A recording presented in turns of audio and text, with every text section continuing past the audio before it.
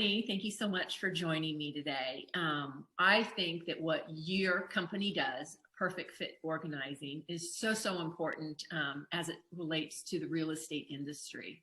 You know, when someone finally decides to make that move, you know, the next thing would be to prepare their home. And I think that can be extremely overwhelming in and of itself. So I would love your thoughts. I know that you work with people in terms of, you know, decluttering your home and organizing your home and things that are very helpful as you prepare to actually box things up and get them ready to move, and other little helpful tips that may be extremely helpful for our audience. So just a little plug. If you are interested and you absolutely love what you're hearing, please go to hello@perfectfitorganizing.com and you will reach Miss Brittany, and she'll be able to help you with all of your needs. So thank you again.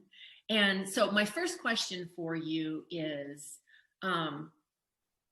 if someone is ready to make a move, they're going to sell their home, in your opinion, what is one of the most important first steps to get a home ready for sale? So maybe we start with decluttering.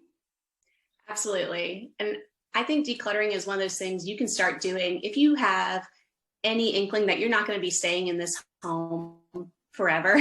Whatever home you're currently in, if you're renting, you're in a home already, but you know you're not going to stay there for the next 30 years. Start decluttering now. The sooner the better. You're never wasting time if you're decluttering. You know, at worst, if you don't end up moving, you still have less stuff in your home, right? You still open up more space. So even if you stay in your home for another 5 years, you didn't waste time decluttering in the first place. So I think it's always a valuable use of your time to start getting rid of things. If you don't use them, you don't love them. If your kids have moved out and left a bunch of stuff that they're not ever going to use again, and you don't want to take up a spare bedroom with it, go ahead and start getting rid of that stuff now. You're always going to have less stuff to move. When you do go to purchase a new home or you want to move out of your current home, you are going to pay less to have movers come in and pack all of that stuff. The less stuff you have, the less money and time you have to spend moving it to another location. So that's always the best way to use your time. If you don't know where to start with getting your home ready, decluttering is always the easiest place, I think. So I have a question for you, which I don't know if others are like me, but many times I get caught up in what I'm looking at and I can spend hours decluttering. But something that goes through my mind is, oh, I might use this one day, and then I don't toss it as I should, or give it to Goodwill or find a new home for it. I end up saving it. Do you have any thoughts on getting out of that mindset? Yeah, that's extremely common. And I try to tell my clients when I'm working with them, and I'll declutter alongside my clients sometimes, and we'll go through the thought process that you just mentioned to me. And I ask them, you know, how recently did you use this item? If it's been 6 years, what makes you think you're going to use it in the next 6 years? If you haven't used it now, when are you ever going to use it?